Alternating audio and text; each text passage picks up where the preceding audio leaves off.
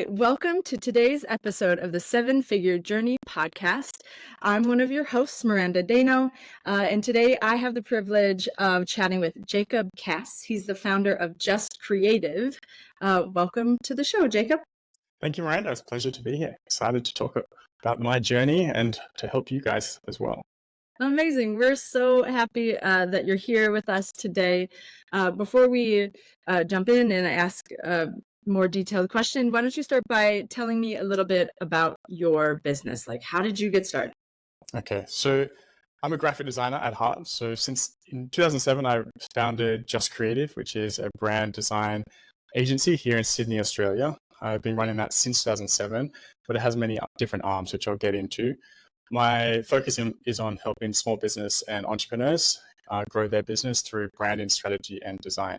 So that's one arm of my business. Another arm is the blog, which is an affiliate revenue-driven model, which I have scaled up until maybe in the past 5 years, have scaled it quite high. And then in the past year or two, it's crashed, which we can talk about. I also have a few other arms as well. I have a community for creatives, helping them grow their business, where I coach them on their business side of things. And on the more marketing side, I run a podcast called Just Branding, which is where I geek out about branding and all that good stuff, which is where my heart is: design, marketing, branding, and all that mixed together. But that's in a nutshell. There's a lot more we could discuss, but that's a high level. Amazing. Okay. Well, hopefully this question prompts you to dive into some of those things, because I'm curious how it all came together. When you think about how you have grown your business over the years, what are some of the lessons that you learned as you sort of got to that seven-figure mark? And specifically, if you have a lesson that's coming to mind about your team, what's something that you might share with our listeners as they get to that spot?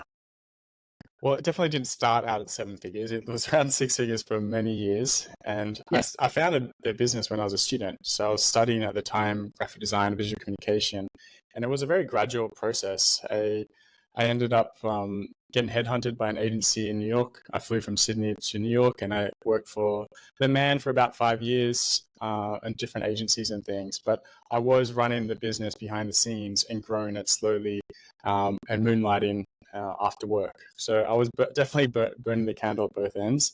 I was much younger back then. Definitely worked hard and played hard in New York. But that was really I laid the foundation for the business. And after those 5 years, I kind of left and went and did the digital nomad thing. So this is a little bit ahead of the time back then, but 1 year of travel turned into about 4 years of travel. So I grew the business throughout that time, but also traveled. It was only when I got back to Sydney and set up shop and went from like a 20 kilo backpack to a 5-bedroom house that I really changed things. We had a family. We have 3 kids now. So it was only when I actually had more time and settled down that I grew or scaled the business even more. So there is definitely some lessons learned in choosing the freedom or the lifestyle choice of traveling and running a business. Like, you can't scale as aggressively because it's a lifestyle business. But I found that when you have a bit more of a solid foundation, you have roots, and you have a routine that you can grow and work with a team to build your business and scale. So the lesson there is that having a solid foundation and growing slowly is not necessarily a bad thing. I think in the past 5 years I've gone from 1 or 2 employees to about 10, and more recently have scaled down to 10 more fractional employees, not full time. So yeah. Thank you for that. I want to ask a lot of questions, but I'm going to zero in on the detail of how you talked about.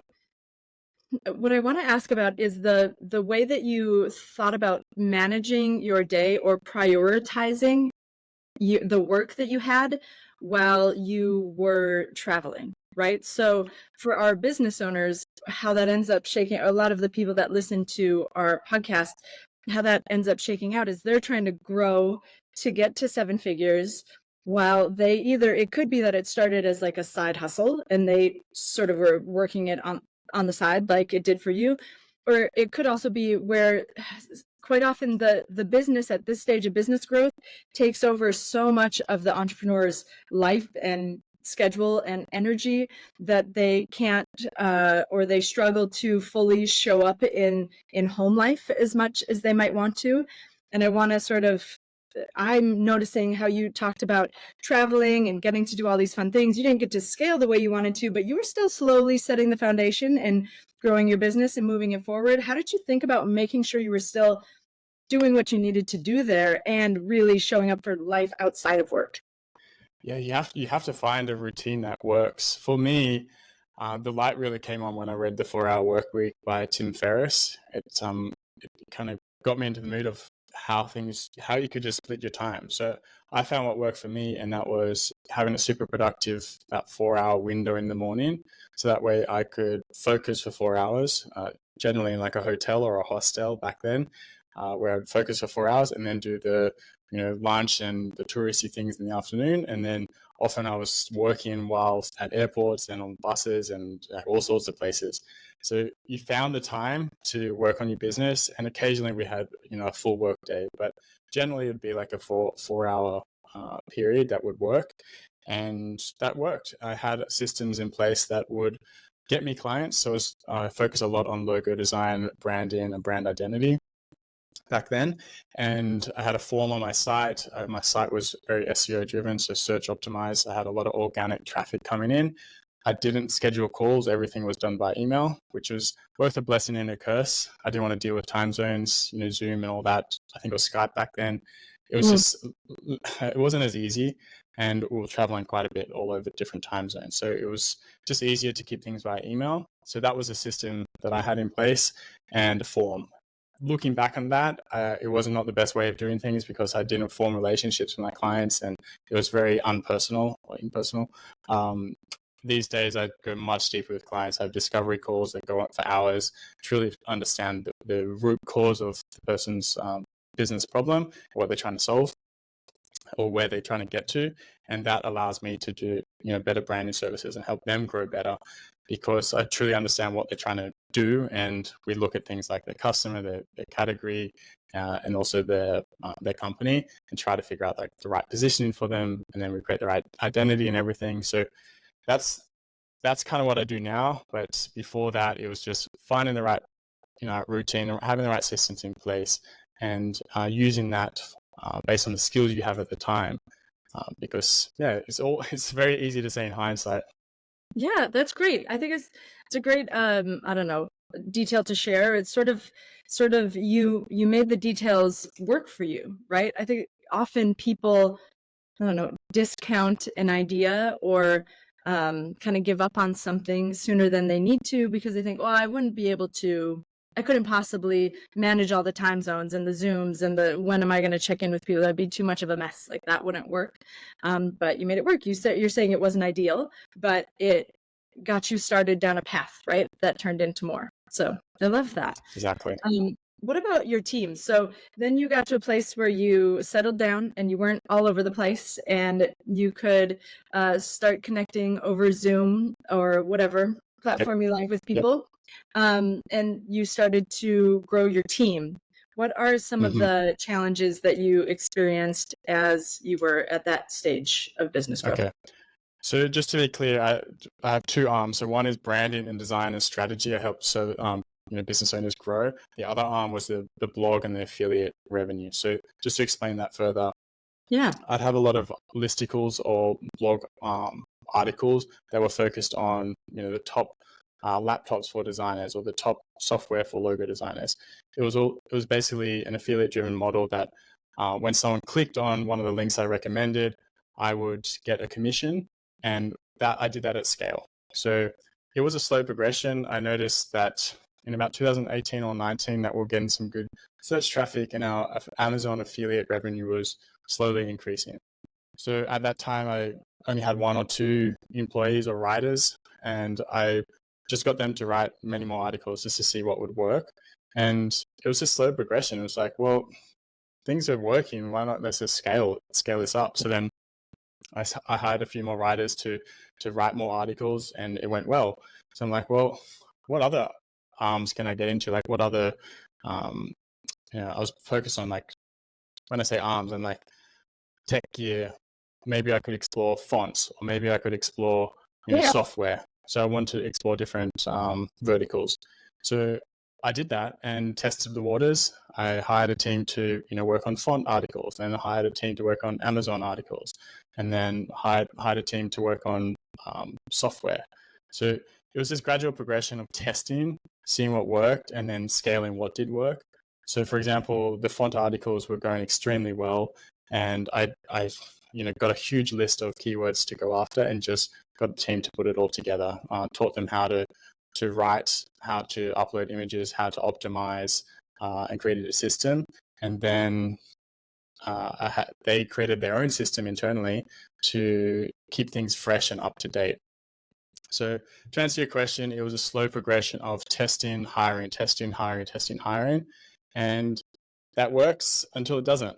So a couple of years ago, Google changed up their algorithm, and again and again and again, and what was working isn't working anymore. So I'm no stranger to algorithm updates. I've been doing this since 2007. I've gone through many, but none has been as bad as this, and it's just been brutal for small publishers like myself. They're kind of weeding us out. The big publishers and forums like Reddit and things are kind of bubbling to the top. So we do have to adjust, and we got rid of a lot of our team. They're more like fractional now, and we've scaled things back because it's just not working, and the investment's not paying off. So that's a little bit of insight. Yeah, I love your honesty. When you think about where your business is now, what's the next, I don't know, I guess, what's the next way that you're thinking about, or maybe are you thinking about growing again? Do you hope to grow it back up? Or is it like, Miranda, I'm not there yet. Don't make me go too far in the future here.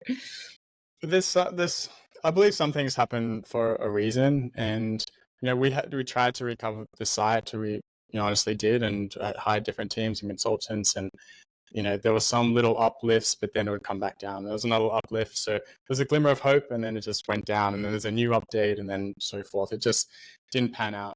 I'm not giving up entirely, because there's still some articles and revenue there, which we want to keep things that are working. But the other things that are not, we can test, but I'm just not going all in as I was before, because before you could throw anything and just see what sticks and you'd get the revenue back, but now it's much riskier. So it's it doesn't always pay off. So for now, I come back to my brand, and I've been building brands since 2007. And when I say that, it's like my socials, my newsletter, my website, my services, my skills.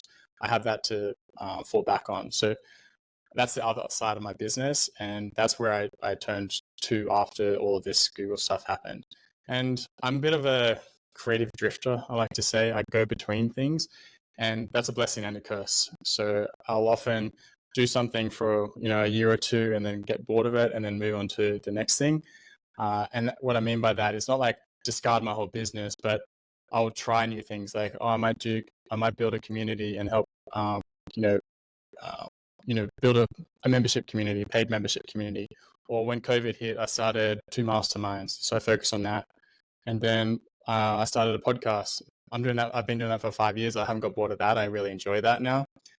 But now I'm like, well, do I really want to get back into affiliate marketing and blogging?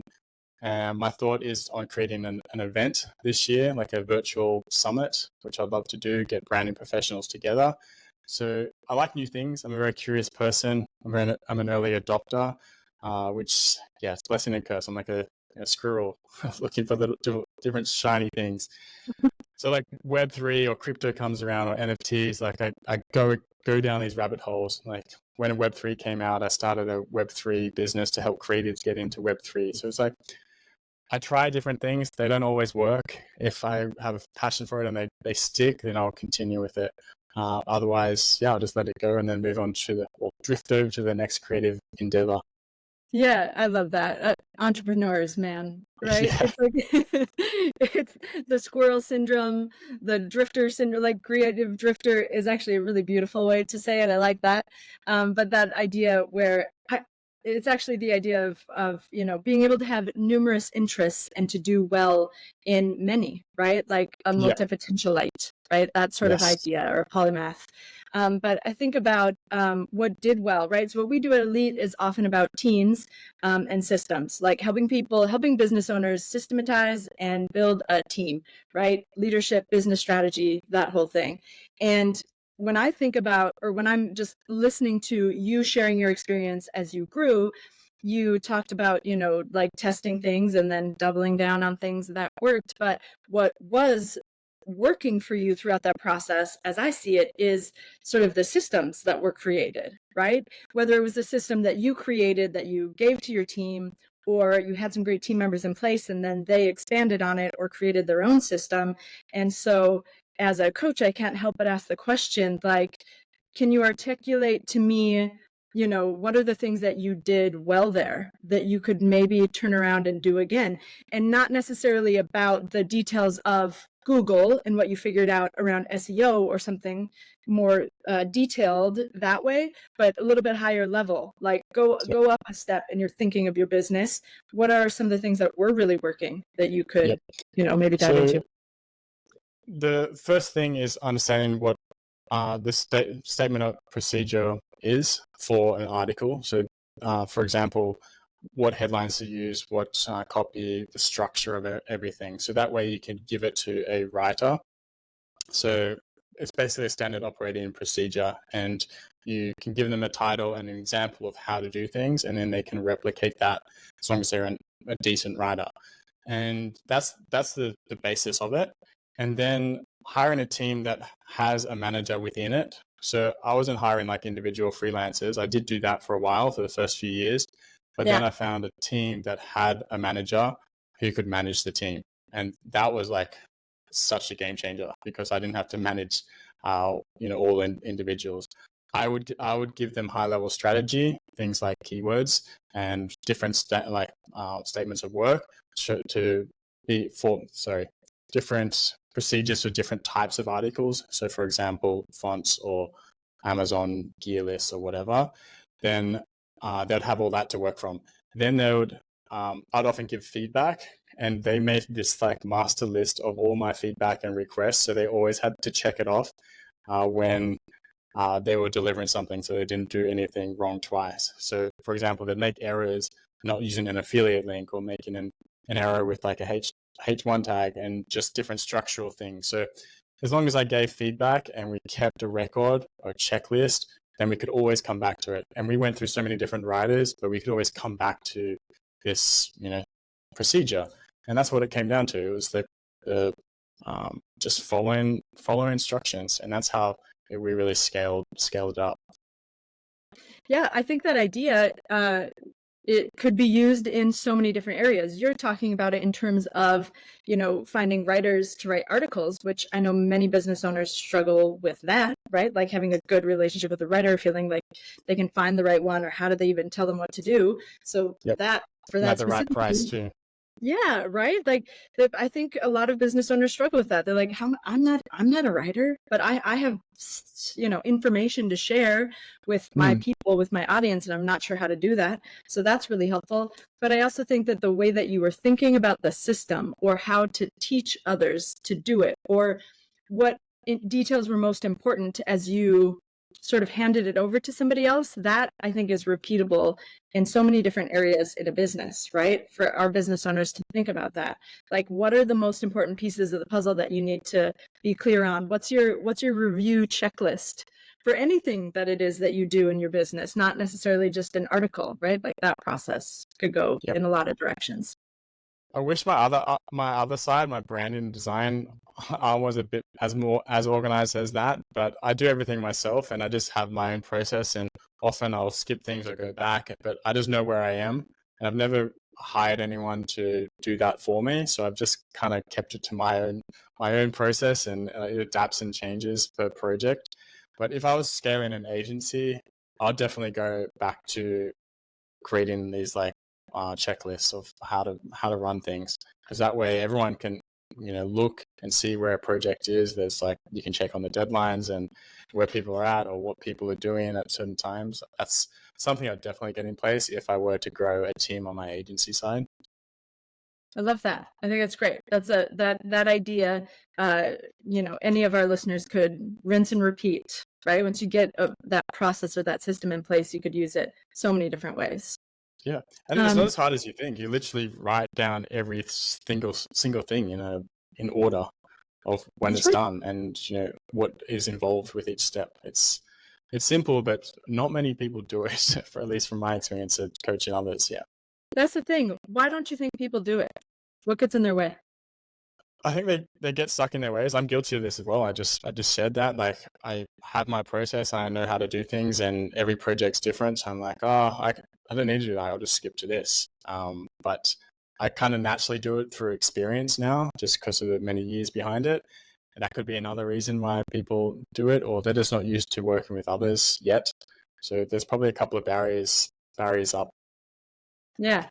And quite often the people that listen, like our listeners, more than likely have team members in place, have people in front of them, and probably aren't, I don't know, getting the most of their team members, just effort and energy, right?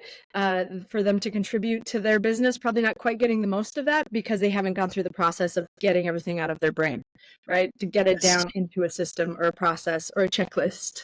Totally. Those things.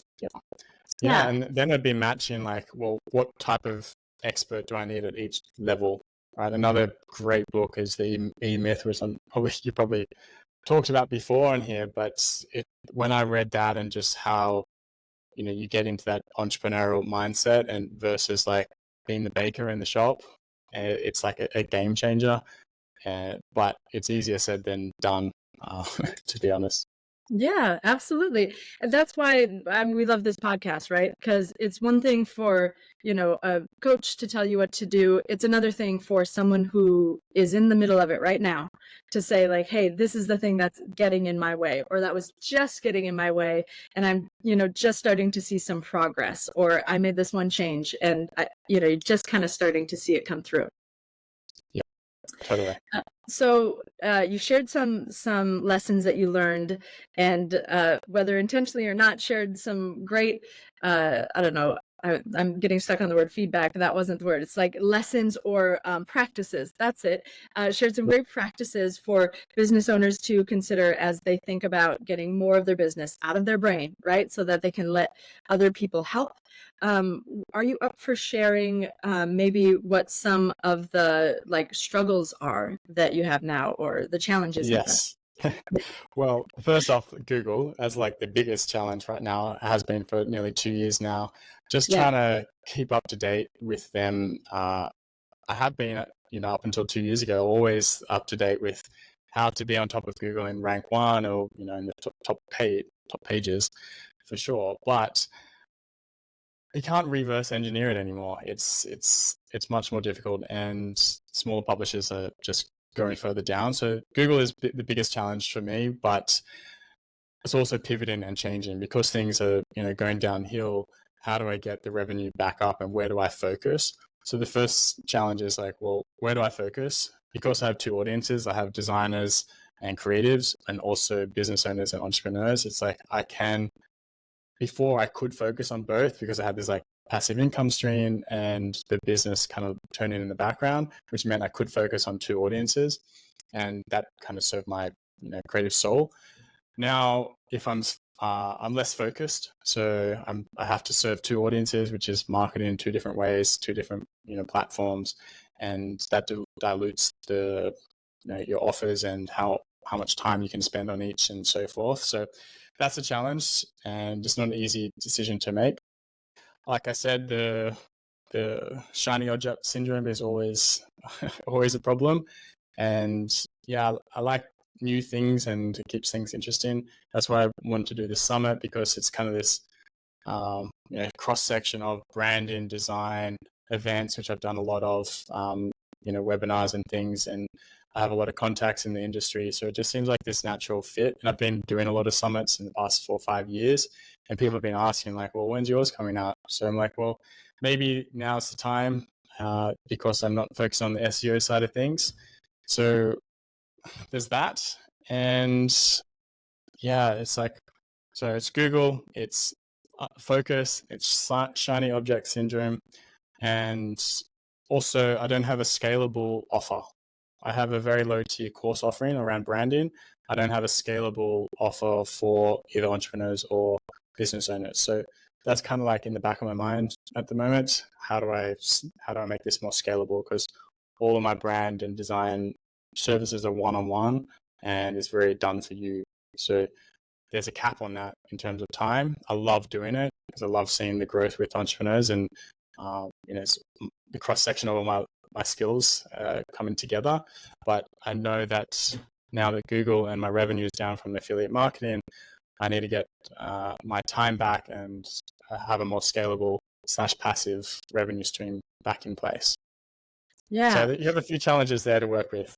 No, I love it. I think it's great. I want to start by sharing that I don't know that I've ever had a business owner tell me, like, admit verbally that they are less focused, right? Like, and you didn't say I'm not focused, but you said you're less focused. Even that feels like a big win for my chair where I sit and who I talk to every day, because a lot of business owners aren't all that focused and either just don't have that awareness and certainly wouldn't ever say that because it feels like often that everything that's in front of you is that important, right? It's like, which of your babies do you love the most, right? Like, it's just like, it feels impossible to choose. Like, how could I possibly just do one thing or the other? But if I could, just for the sake of fun in this conversation right now, just challenge you to consider, if you had to start that conversation, if you had to like throw the first bit of spaghetti up on the wall to see what stuck for this next iteration of your business, what do you think? What does your gut say might be the next best thing for you to really focus on? Well, Miranda, I've been speaking to my coach about this for like probably a year now, and I keep going in circles. It's like I don't want to choose. So it's like I've spoken to a lot of my creative friends, and like I've literally been a little bit, I want to say lost, but undecided and it's stuck in choosing. And I've had different perspectives, talking to different people, and some say, well, there's a phrase like, if you chase two rabbits, you catch none. So there's that side of thinking. But then I spoke to someone else, and excuse me, who said, well, that phrase can be true, but have you considered that the rabbit that you chase is variety? Like, maybe that is your rabbit. So it's a different frame of thinking. And when I heard that, I was like, oh, that kind of makes sense. Like, I need to stop worrying about this. Maybe you can still do both. Like, if that's what you want to do, like, you don't have to choose. I know there is pros and cons of that. That's for sure. So it's, I want to do both still. And that's why I'm doing that. So I'm working with clients, and then I'm doing the summit eventually, and helping creatives as well. So yeah. So you're still choosing all the things, all the babies. I am choosing all the things. And I'm very self-aware of how I'm shooting myself in the foot, but I'm also self-aware enough to know that I enjoy what I'm doing. So yeah, and that conversation comes up often for us at Elite when we talk to business owners about choosing a strategy or like a target audience, right? Like who you help, because quite often you get to the level of business growth that we help with because you can make things happen. So you say yes to a lot of people, and that has enabled your business to grow, right? And the idea of saying no to some of them feels like, well, wait, that's how I make money. Like, that's how we keep this thing afloat. And you're just telling me, Miranda, just cut off some of it, right? Sometimes it's helpful to shift the conversation from who are you saying no to, even though that is part of it. I don't have to explain to you about like branding and messaging, but maybe it's better to shift the conversation to who are you prioritizing intentionally bringing more of in, right? Like maybe you still do your branding thing and you're not going to say no to that because, you got to make money. You got things to do. You want to support your family, whatever. And, what things are you as you grow and you do more, who do you want to serve more of? Who do you want to try to bring more in as far as your business is concerned? Yeah, it's How- one of the questions I talk to my clients about, and it's often the most difficult, nailing it down. It's who do you want to serve? And often people say everyone, like obviously everyone. I want to serve Right. everyone. But an exercise I go through with my clients is, if you scale it by 10 each time. So who's your number one ideal client? What's that person look like? Who is this person? Where do you find them? How do you connect with them? How do you meaningfully connect with them? And then how do you scale that to 10 people? What would those 10 people look like? And then you continue that exercise, 100 people and 1,000 people. And you can start to see how your business changes to adapt to those people and who you're serving. So for me, it's like, well, I have that one ideal client here and another ideal there. So this is two really, maybe more, but they're very different. Different stages of the business, different needs, different problems. Yeah. Yeah. I guess I'm advocating for the idea of just choosing one to grow now, right? Yes. Yeah, it's really difficult. So Yeah. knowing who you're serving and how to connect with them, that's the secret of business. It really is. Like, know your customer. What do they value? Love that. So good. Um, uh, Before I sort of do our little last closing thing, you've seen a lot of changes in your business as it's grown and as it's sort of scaled back, and now you're kind of talking yourself into going after the scaling process again. What do you have any other sort of lessons or sort of takeaways for our audience, for business owners? Things will change, and you have to adapt. You have to evolve, and that's how things go. AI is another huge topic, and you have to embrace it. It's not going anywhere. I'm a huge AI advocate, and I use it every day. You have to integrate it into your process, and you become more productive, and you become more efficient, and it's just a powerful tool. So, I think adapt or die. I like that. Okay, well, will you please tell our listeners how they can reach you if they'd like to? Yeah, absolutely. So justcreative.com is my brand. All my socials are at justcreative. And there is a freebie bundle download on my website. It's called the Branding Briefcase. It is filled with branding and design resources to help grow your business, as well as a few designer resources if you're more of the creative type. So you can get that for free, obviously in exchange for an email, but I'd love to have you on there. I have a ton of branding resources you'll get on a list, and you'll get a bunch of different emails around how to grow your business. So hope to see you there. It's or you can go to brandingbriefcase.com. That's another URL. You can access it as well. Love it. Thank you so much. Well, that wraps up today's episode of the Seven Figure Journey podcast, where we explore the ins and outs of the seven figure journey. Jacob, thank you so much for being a guest on the show today. I've had a lot of fun listening to you and hearing your story. Thanks everyone for listening in. I hope that you share, like, and do all the things to make this episode more available to other seven figure business owners out there. Until next time.